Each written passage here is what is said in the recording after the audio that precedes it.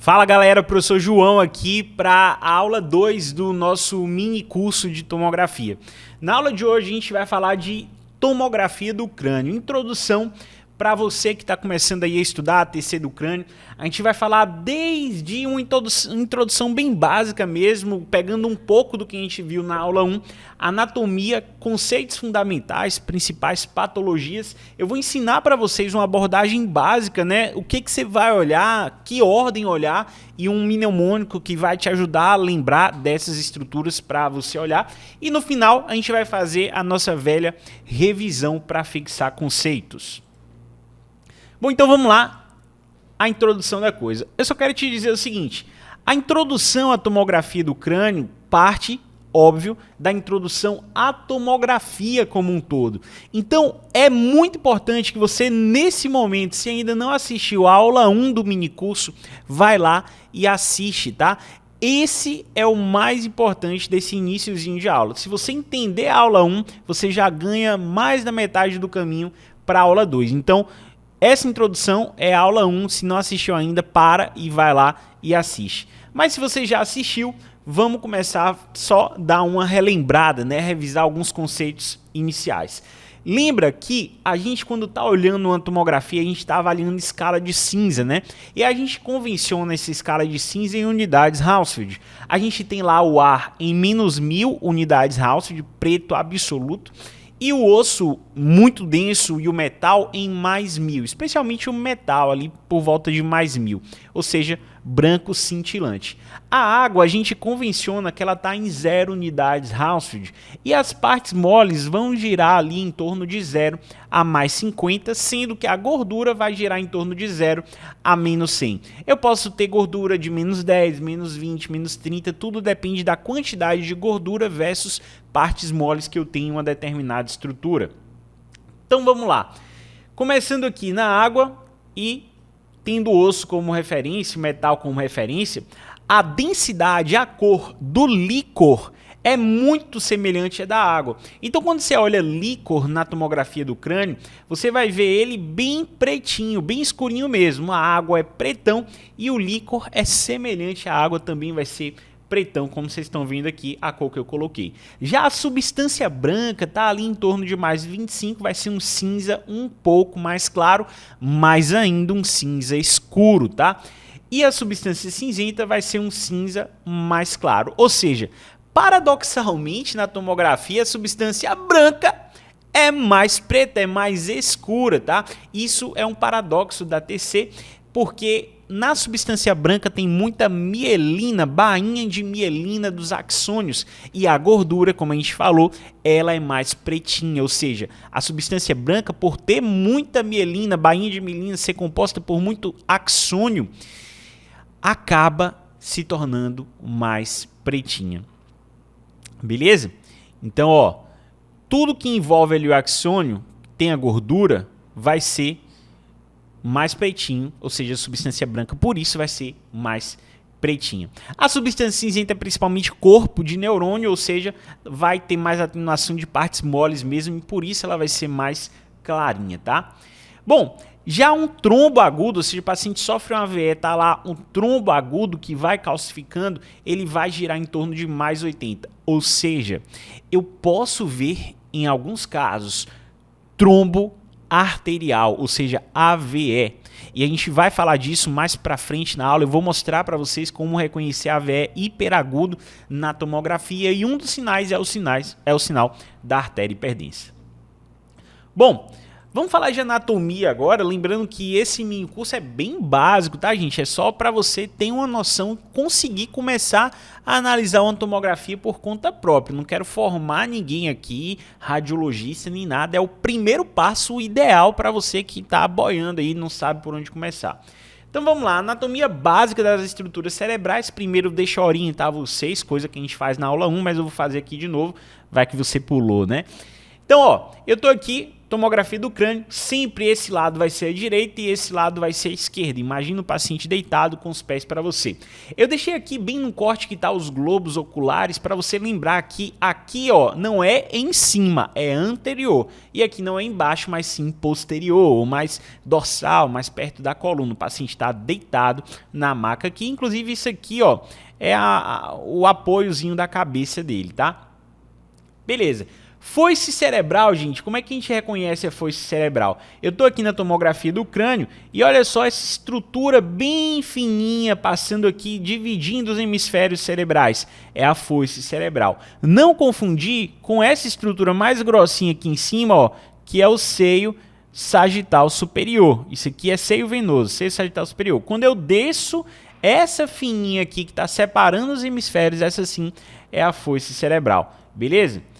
Tentório cerebelar, por sua vez, a gente vai ver ele aqui no plano axial, mais ou menos aqui, ó, tá vendo, ó, a divisão, mais ou menos quando eu vou chegando para a fossa posterior, eu vejo essa linha bem fininha que lembra um pouco a linha da foice, um aspecto meio que triangular de cada lado, é o tentório, só que fica muito mais fácil eu ver o tentório tanto no sagital, olha aqui ele, ó, separando o cerebelo do supratentorial, aqui a gente tem o seio reto, mas aqui do outro lado novamente, e principalmente ver no plano coronal, que é esse plano aqui, ou seja, cerebelo aqui embaixo, eu tenho o tentório de um lado e o tentório do outro lado, e eu tenho aqui, ó, a foice cerebral, tá vendo, ó, tentório, foice cerebral.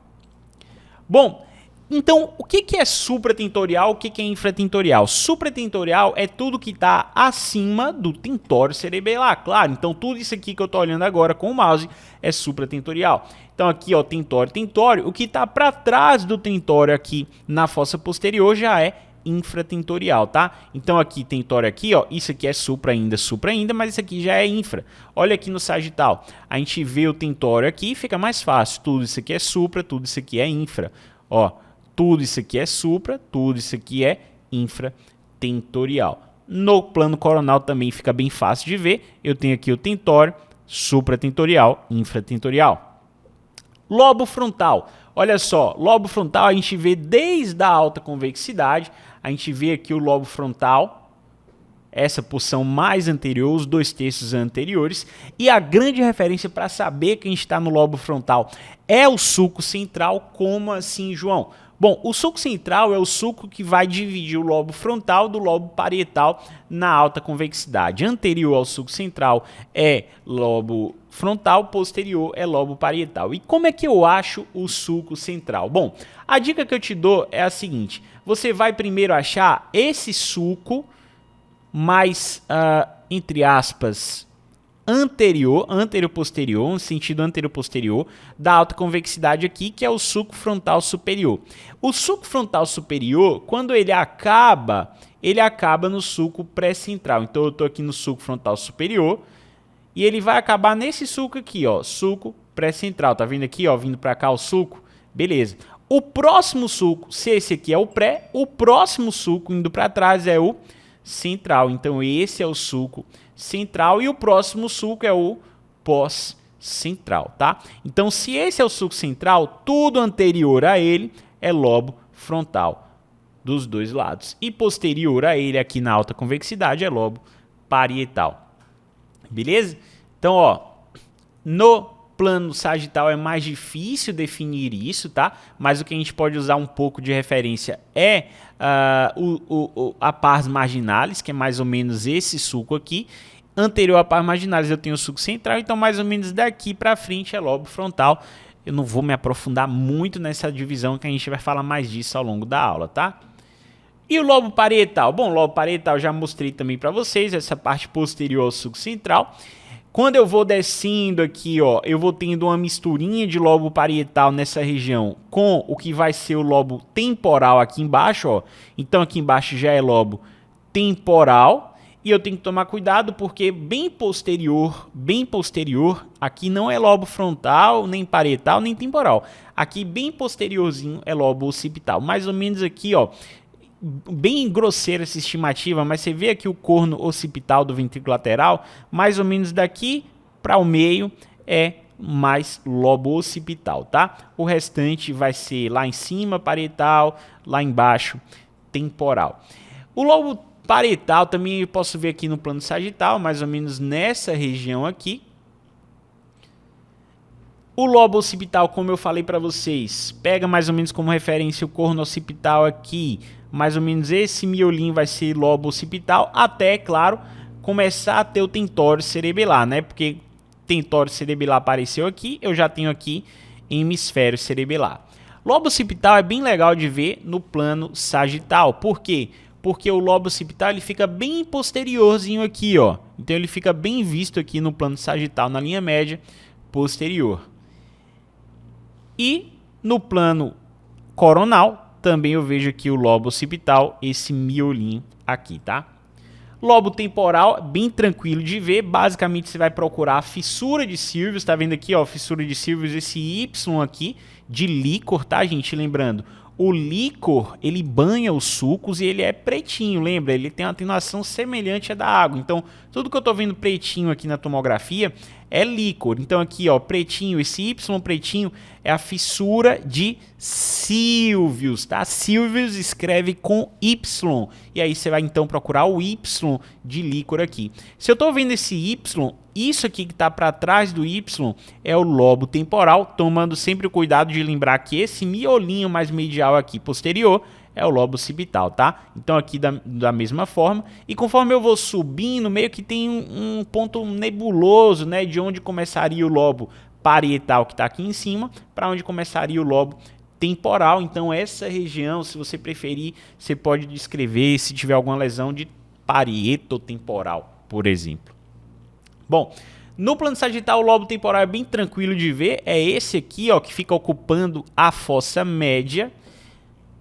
Então aqui ocupando a fossa média, aqui pretinha a fissura de Sylvius vista no plano sagital e no plano coronal, muito tranquilo também, a gente vê aqui, ó, o lobo temporal ocupando essa região da fossa média, como vocês podem observar.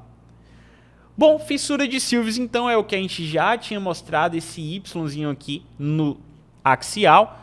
No sagital ela tem esse aspecto, essa conformação, e no coronal olha como é bonita também nessa região aqui. É um Yzinho, nem sempre é fácil de ver, mas é um Yzinho também.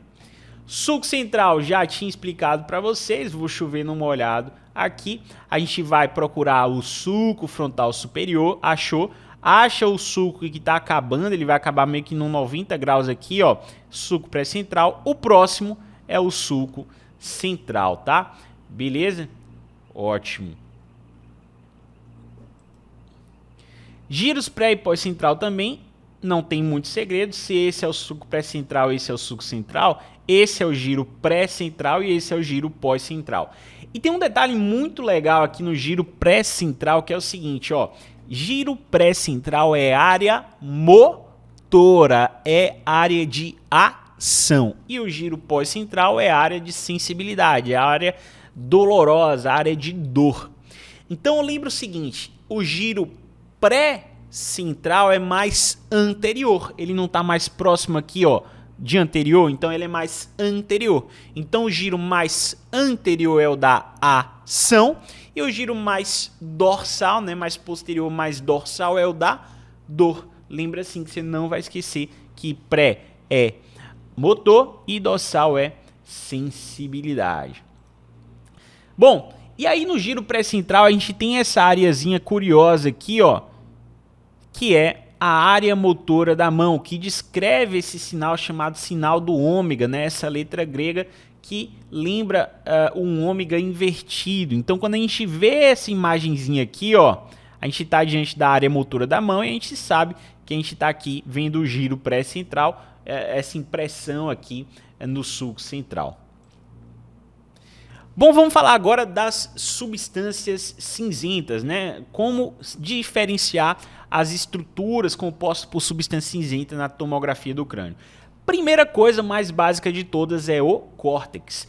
Pessoal, como eu falei para vocês, o córtex cerebral ele é um cinza mais claro, porque ele tem corpo de neurônio, ele não tem tanta gordura assim, não tem tanta mielina como a substância branca nos axônios ali. Então, como é que eu sei que eu estou no córtex? Muito fácil, eu estou olhando aqui a autoconvexidade, tá vendo que tem um miolinho mais pretinho, mais escurinho, um cinza mais escuro, e que tem uma parte mais cinza claro, meio que enovelada ali, fazendo voltinhas? Pois é, a mais periférica e mais cinza claro é o córtex. E a mais profunda e mais cinza escuro é a substância branca. Então, tá vendo aqui, ó, tudo mais pretinho, mais escuro, substância branca. Isso aqui, ó, periférico, mais cinza claro, córtex. Você conseguir diferenciar essas duas coisas é fundamental e é normal. O que acontece num quadro de edema cerebral ou num quadro de isquemia por AVC é justamente a perda da diferenciação branco-cinzenta. Ou seja, eu perco a capacidade de discernir o que é substância branca e o que é substância cinzenta, porque o neurônio da substância cinzenta incha, tanto no AVC quanto no edema cerebral, ele incha, acumula água e como a água tem uma densidade mais baixa, aquela região se torna mais escura, ou seja, eu diminuo a densidade, diminuo a cor, a atenuação de toda aquela região e tudo fica preto, ou seja, eu não consigo saber onde é a substância branca, onde é a substância cinzenta, porque o neurônio está inchado, está edemaciado, tá? Beleza, mas não é só córtex que é substância cinzenta no parênquima cerebral não, tá? Olha só, núcleos da base são substâncias cinzentas, ou seja, núcleos da base são estruturas ricas em corpos de neurônio no meio do que seria esperado, a localização esperada para a substância branca profunda, ou seja, aqui em cima eu tenho substância branca no meio, de repente eu desço e eu vejo umas estruturas com a densidade maior que são os núcleos da base. Essa daqui que parece uma cabecinha, ó, é o caudado, inclusive isso aqui a gente chama de cabeça do caudado, tá? Eu tenho o corpo, a cauda, mas bem fácil de ver aqui a cabeça. Nessa região aqui, bem próximo da fissura de Sylvius, tá vendo? Essa região aqui, eu tenho mais substância cinzenta. Além da cabeça do caudado, eu tenho essa outra substância meio que triangular aqui, tá vendo? Que ela não é escurinha, ela é clara, que é o núcleo lentiforme, que compreende o globo pálido e o putame. E eu tenho aqui os tálamos, um tálamo aqui, e o outro aqui, bilateral. Então, essas são estruturas cinzentas, são ricas em corpos de neurônios e por isso elas são tão clarinhas assim. Então, ó, putame mais externamente, essa região mais externa, e o globo pálido mais internamente, essa região mais aqui. Eu vou até marcar para você, porque para você entender exatamente onde seria o globo pálido. E aqui mais externamente, o putame. E aqui em cima a cabecinha do caudado. A da esquerda ficou bem feia. Tomara que esse paciente não tenha um caudado desse jeito. E por fim o tálamo. Deixa eu tirar essa marcação aqui e vamos para o tálamo. O tálamo, gente, olha só que bonito que ele é. É essa região aqui, ó. Bilateralmente. Tá? O tálamo ele não faz oficialmente parte da região núcleo capsular, né? Mas ele tá nessa região ali bem próxima, tá ali junto das estruturas que a gente chama de núcleo capsulares, que são os núcleos caudado e lentiforme e a cápsula, né? Que cápsula, João? A cápsula interna e a cápsula externa. Como assim cápsula interna? Perceba, aqui é substância branca, aqui é núcleo, é substância cinzenta. Aqui é substância cinzenta também. Mas você percebe que tem uma espécie de trajeto de substância branca em V atravessando essa região aqui, ó, nesse sentido, ó, passa aqui e aqui, aqui e aqui. Isso é a cápsula interna, tá? E eu tenho da mesma forma a cápsula externa, que é mais fininha e, portanto, mais difícil de ver, passando naquela localização ali. É por causa dessas cápsulas que a gente consegue enxergar, os núcleos com esse formato, tá? Senão tudo isso aqui seria substância branca e acabou. Vamos agora falar das estruturas da substância branca propriamente ditos, tá? Basicamente, cápsula interna, que eu já tinha mostrado para vocês, mas ó como fica fácil de reconhecer aqui. Ó, o Vzinho da cápsula interna aqui. Tem dos dois lados, então tem aqui também. A cápsula externa, ó, não é tão fácil, mas ela vem aqui externamente, tá? Perceba, se eu tô vendo o núcleo lentiforme com esse formato, é porque tá moldando ele aqui um bracinho de cápsula externa de substância branca. Senão, o núcleo lentiforme iria até aqui do outro lado, tá? Então, a cápsula externa aqui. Existe até a cápsula extrema, mas é muito difícil, é extremamente difícil de ver na tomografia. E a coroa radiada, gente, coroa radiada são fibras que fazem a associação do córtex aqui em cima, né, com o restante do trajeto, né, é o que a gente chama de trato córtico-espinhal. Levam as fibras ali do córtex para se comunicar com a medula e depois os nervos periféricos.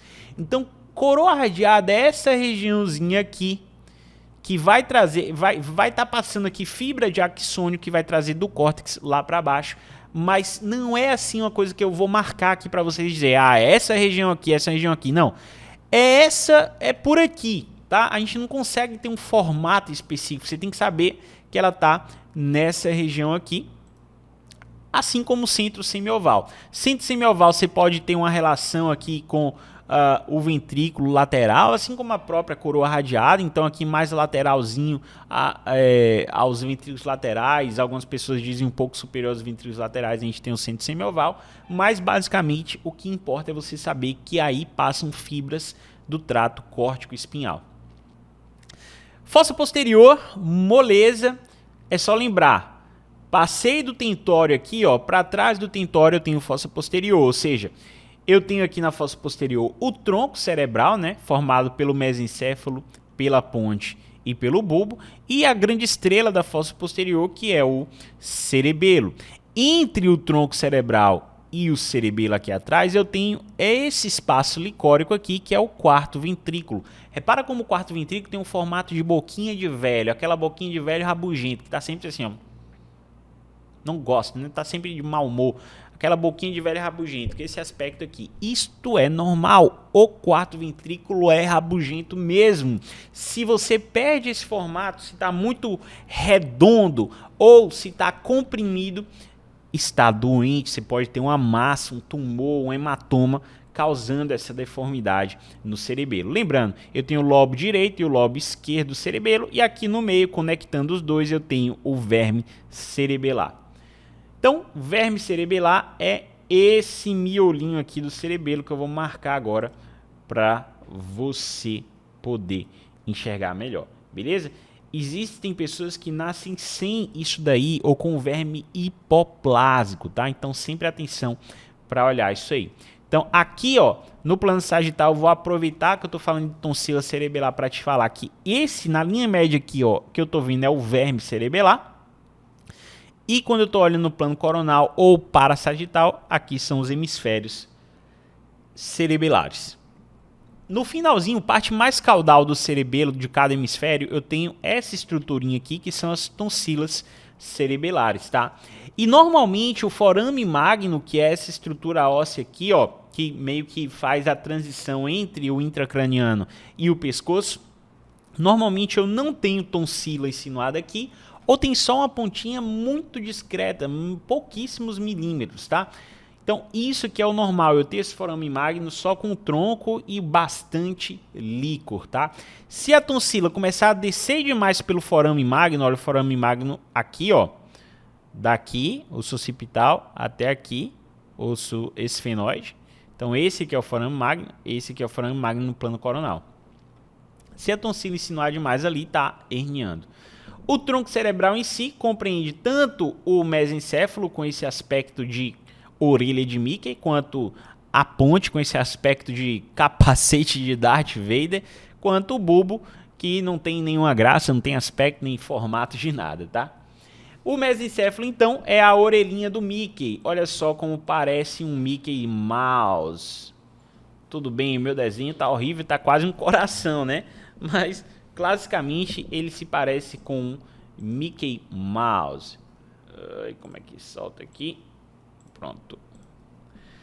Já a ponte lembra o capacete do Darth Vader, pessoal. A ponte aqui, ó, eu tenho o pedúnculo cerebral médio de um lado e do outro.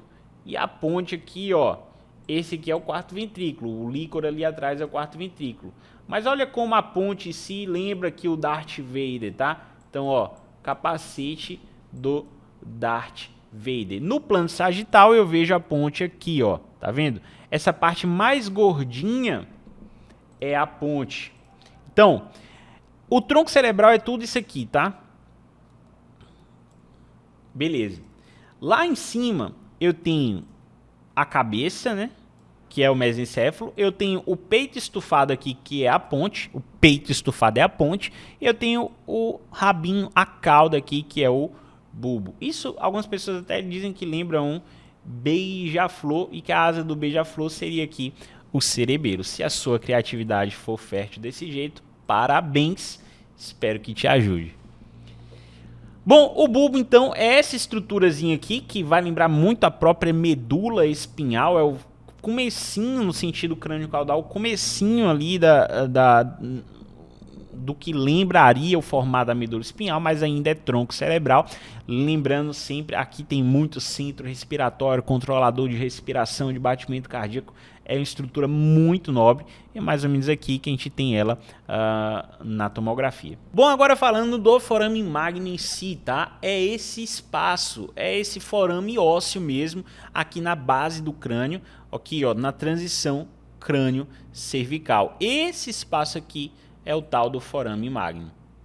Bom, espaços licóricos. Eu vou apresentar para vocês agora os espaços licóricos na tomografia e as cisternas basais, né? Primeira coisa, tudo que tem líquido vai ficar pretinho, então os ventrículos laterais das cisternas vão ter atenuação pretinha, hipodenso. Na tomografia a gente vai chamar as coisas de hipodenso, hiperdenso, isodenso, tá? Conforme a cor, né, delas mais próxima do preto ou do branco. Então, esse aqui, ó, que parece duas bananinhas opostas, é o ventrículo lateral. Ventrículo lateral, a gente tem o corno frontal, mais próximo do lobo frontal. A gente tem o corpo do ventrículo lateral em si, a bananinha.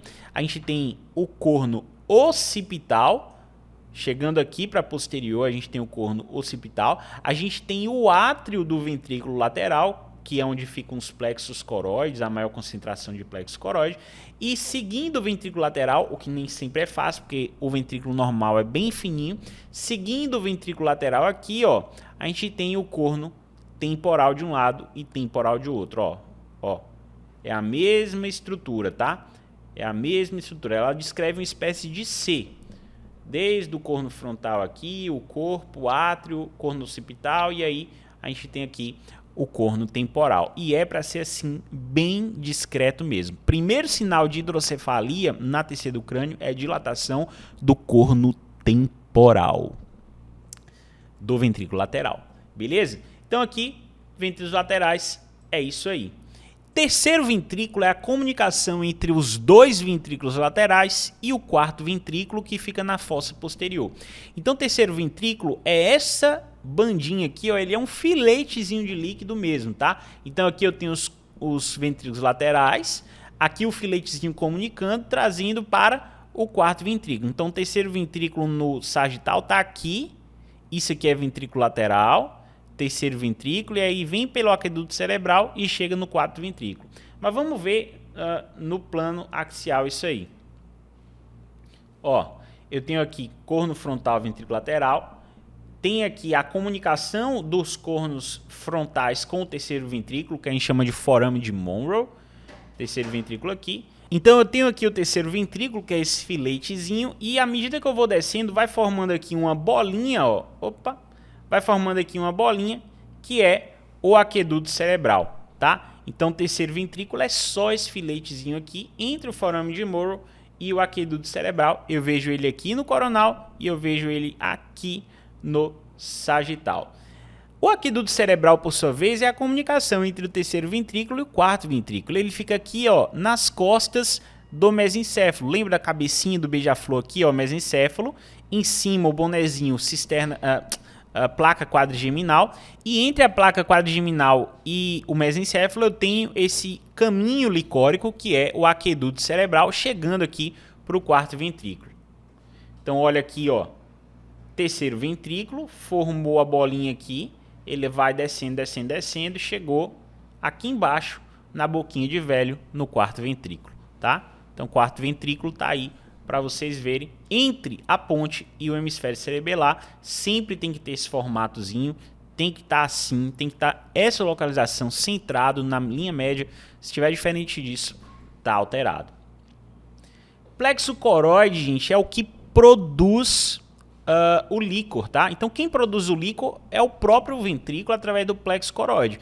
Quando o paciente é jovem, ele tem esse aspecto aqui, ou seja, densidade de partes moles, tá? Conforme ele vai envelhecendo, pode calcificar. Então esse aqui já está começando a ficar um pouco mais branco, tá? Esse paciente já deve estar ali um jovem chegando para a idade adulta, idade média, sei lá, uns 30, 40 anos. Ok? Então, plexo coroide é isso daqui, ele predomina no átrio ventricular. Bom, e o forame de Moro? O forame de Moro, eu já falei, é a comunicação entre os cornos frontais dos ventrículos laterais e o terceiro ventrículo. Ele também é bem fininho, não é fácil de ver. O importante é você saber que ele existe, e é isso aqui que eu vou marcar para vocês, ó. Então, é essa estruturinha aqui, tá? Parece um chifrinho aqui. Comunica os ventrículos laterais ao terceiro ventrículo aqui. Ok? Deu para entender? Então, forame de Moro, esse Vzinho aqui. No axial, essa estrutura aqui.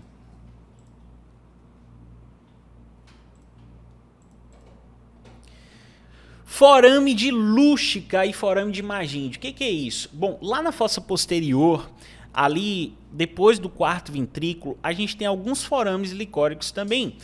Dois forames licóricos saindo lateralmente, que são os forames de Lúcica, e um forame licórico saindo posteriormente, ou mais medial, que é o forame de Maginde. Então, forame de Lúcica aqui, desci, estrutura licórica saindo lateralmente, forame de Lúcica. E essa estrutura licórica saindo posteriormente aqui na linha média é o forame de Maginde, tá? Então, ó, forame de Maginde é exatamente isso daqui. Vamos falar agora de cisternas basais. Eu vou apresentar a vocês as principais cisternas basais. Então, começando pela cisterna pré-pontina, que como o próprio nome já diz, é anterior, é prévia à ponte, o capacete de Darth Vader. Aqui está bem parecido com o capacete de Darth Vader. Só um parênteses, se você está prestando atenção na aula, a ponte aqui, ó, ela tem mais substância branca ou substância cinzenta? Substância branca. Olha como ela é mais pretinha que as folias cerebelares, por exemplo, tá? Beleza, então esse espaço licórico, esse acúmulo licórico aqui anterior à ponte, na fossa posterior, é a cisterna pré-pontina. E no sagital eu tô vendo ele aqui, ó, tá vendo o peito do beija-flor estufado aqui? Então essa cisterna aqui, ó, é a pré-pontina. A cisterna supracelar, aqui é a cela turca, né? A cisterna supracelar é essa cisterna aqui, que no plano axial a gente vê como uma espécie de estrela, um negócio poligonal, tá vendo só? Só que eu tenho que só lembrar que nessa cisterna supracelar, essa cisterninha que está entre os pedúnculos mesencefálicos, cisterna entre os pedúnculos mesencefálicos, orelhinha do Mickey, entre as orelhas do Mickey é a cisterna interpeduncular.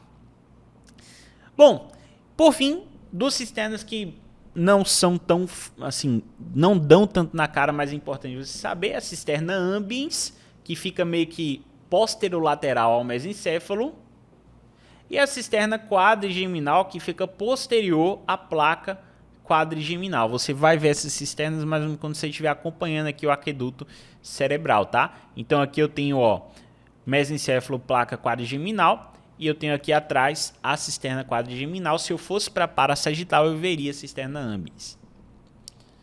Beleza, gente. Terminamos a anatomia. Vamos para alguns conceitos fundamentais, principalmente algumas patologias muito interessantes. Começando por tipos de sangramento intracraniano. Bom, tipos de sangramento intracraniano. O básico que você precisa saber. Sangramento epidural, ele tem um formato biconvexo, ou seja, ele tem um formato que lembra uma lente ou um limão, lente ou limão. E o sangramento subdural, ele tem um formato que lembra uma foice ou uma meia luazinha aqui, ou uma banana, se você gostar de frutas. Então, ó, epidural, biconvexo, lentiforme, lembra um limão. Subdural, foice, lembra uma banana. O epidural, gente, ele ocorre acima da dura, tá? E a dura, ela é colada na calota, ou seja, a sutura craniana, ela limita a dura, e por limitar a dura, também limita o que está acima da dura, que é o epidural. Já o subdural, por estar abaixo da dura, ele não está nem aí para a sutura craniana. Então, enquanto o epidural não consegue atravessar, por exemplo, uma sutura coronal, o subdural atravessa com a maior facilidade do mundo. Agora, o subdural não consegue atravessar o que a gente chama de reflexão da dura. O que é reflexão da dura? A dura se dobra e forma a foice cerebral que desce dividindo os hemisférios cerebrais. Isso é a reflexão da dura. A foice cerebral é a reflexão da dura. O subdural, se ele tentar crescer para a foice, ele vai descer junto com a foice. Ele não consegue atravessar a foice porque ele está sempre abaixo da dura e a foice é dura. Já a hemorragia subaracnoide, a grande característica dela é que ela vai pintar os sulcos, pintar os espaços licóricos que banham os sulcos. Então, em vez da gente ver líquor ou espaço licórico, o sulco, né? Na verdade, sulco, espaço licórico, meio que um pouco da mesma coisa. Em vez da gente ver eles pretos, a gente vai ver eles brancos, densos, como a gente está vendo aqui. Lembra disso aqui? Isso aqui era a cisterna supracelar que a gente mostrou. Lembra que a orelhinha do Mickey, cisterna interpedicular, não era preto? Pois é, tá branco porque tem sangue. Sangue em espaço licórico é sangue subaracnoide. Veja aqui, ó, o Yzinho da fissura de Silvers, tá vendo? Beleza, então aqui eu tô vendo novamente sangue subaracnoide, mas repara que aqui, gente, eu tenho um hematoma no parênquima cerebral. João, como é que eu sei que o hematoma está no parênquima cerebral?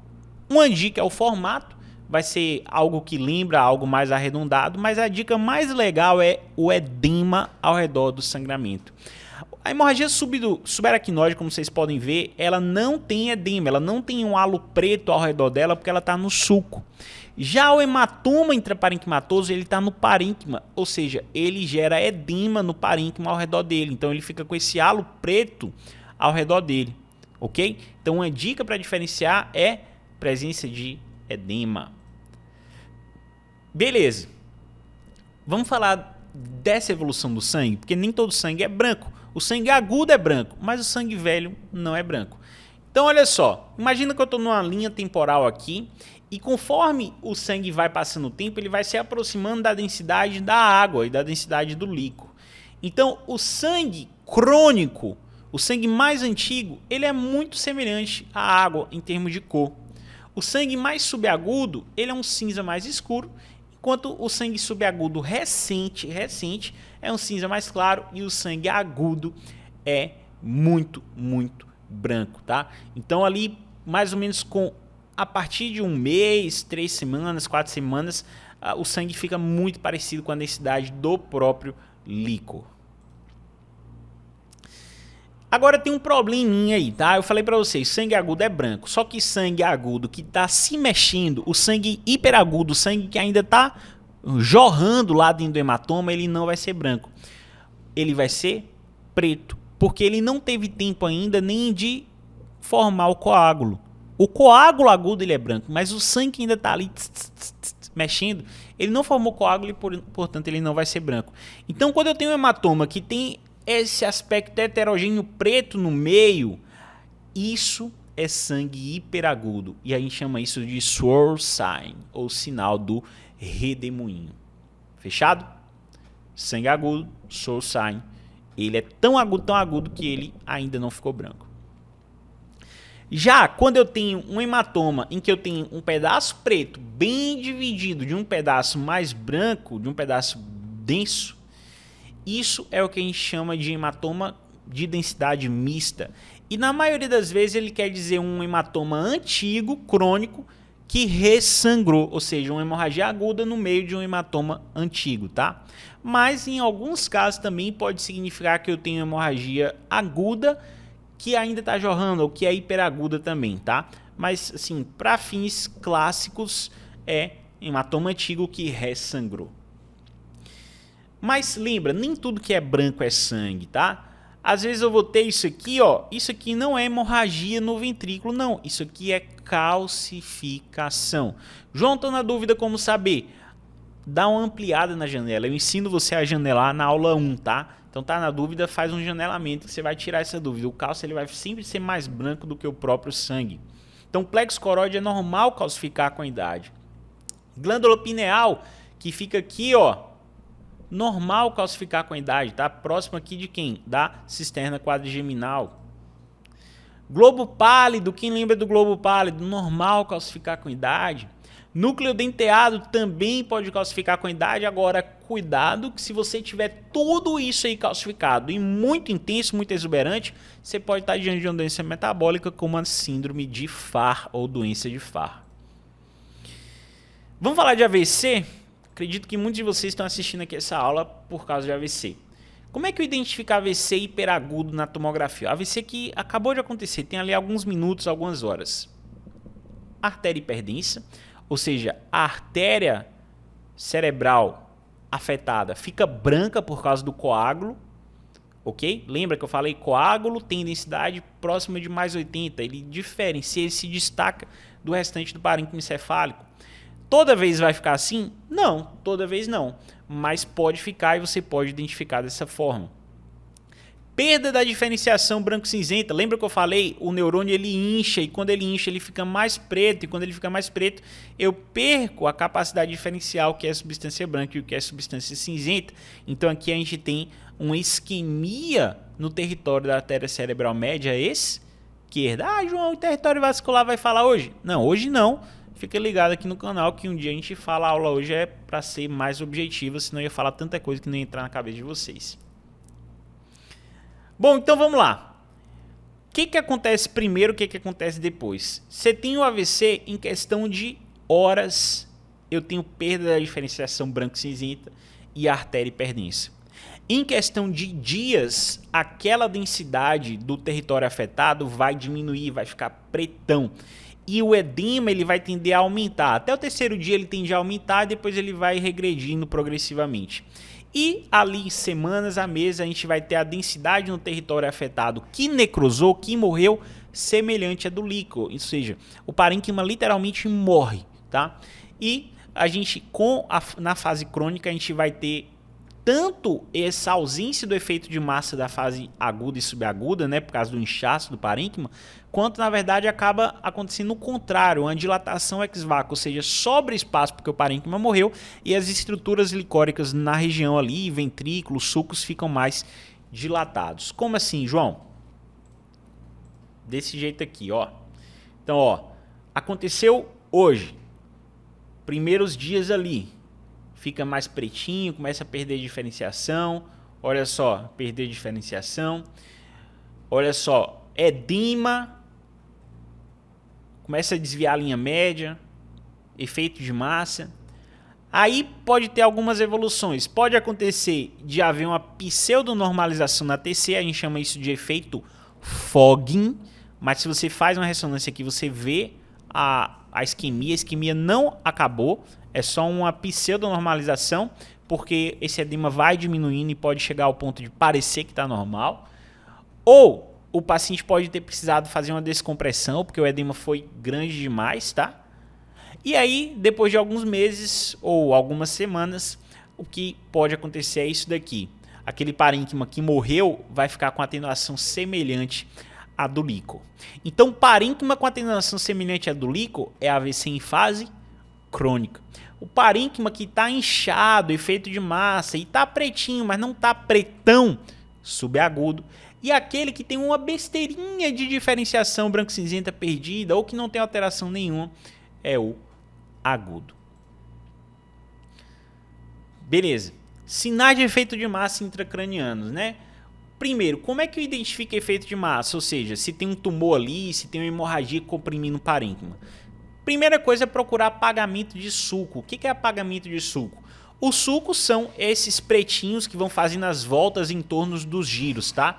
Tem que ser simétrico. Se tem de um lado, tem que ter do outro. Se eu tenho aqui, eu teria que ter aqui. Se eu não tô tendo aqui, eles estão apagados. Isso é um indício forte de efeito de massa, tá? Depois eu procuro desvio da linha média, ou seja, a linha média, eu sei que eu estou na linha média pela foice cerebral. Então aqui eu tenho foice, aqui eu tenho foice. Isso é a linha média. Junto da linha média eu teria que ter o septo pelúcido dos ventrículos laterais. É uma divisão bem fininha entre o ventrículo lateral direito e esquerdo. Isso tem que estar no meio, tem que estar na linha média. Se está desviado, e nesse caso está bastante desviado, eu tenho desvio da linha média, como vocês podem ver. Então aqui eu tenho efeito de massa por causa dessa isquemia, desviando a linha média contralateralmente. Então eu já sei que isso aqui vai ser um AVC de agudo a subagudo, não vai ser AVC crônico. AVC crônico não tem mais efeito de massa. 3. Eu vou procurar a herniação. O próprio desvio da linha média é uma herniação subfalcina. Então toda vez que eu tenho desvio da linha média, eu estou tendo uma herniação subfalcina. Mas eu tenho também outros tipos de herniação, transtentorial, por exemplo, quando eu tenho de cima para baixo no tentório, ou de baixo para cima. Mas a principal desse tipo é a uncal, né, a mais clássica. E eu tenho também a herniação tonsilar, em que a tonsila cerebelar desce pelo forame magnum. Então, tem um hematoma subdural aqui, lembra uma bananinha, desviando a linha média, Foice, era para estar aqui e está desviado para cá, ou seja, desviando para a esquerda. Se está com dificuldade de lateralidade, volta e assiste a aula 1.